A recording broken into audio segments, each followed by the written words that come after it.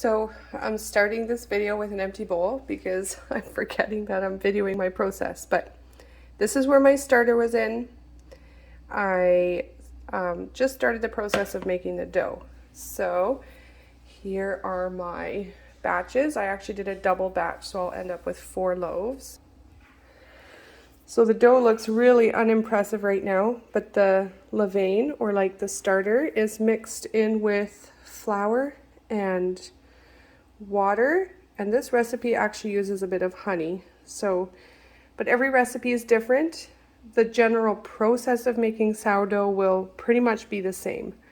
So I'm just letting it rest for 10 minutes, and then I'm going to put a bit of salt and water, stir it again, and then I'm going to let it rest for a little while.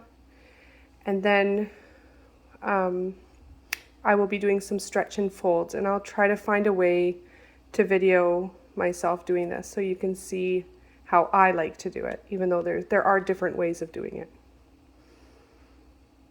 So I turned my dough onto the counter. I'm going to add my salt, and I've got a bit of water on my dough just to help incorporate and knead it. And this is still quite a sloppy part of the process. And then once we get to the stretch and folds, that's when it's going to get a lot more pretty and smooth.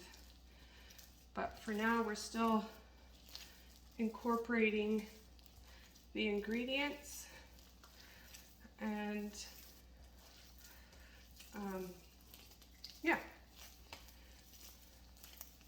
just becomes more and more like dough with every step. So it's a labor of love.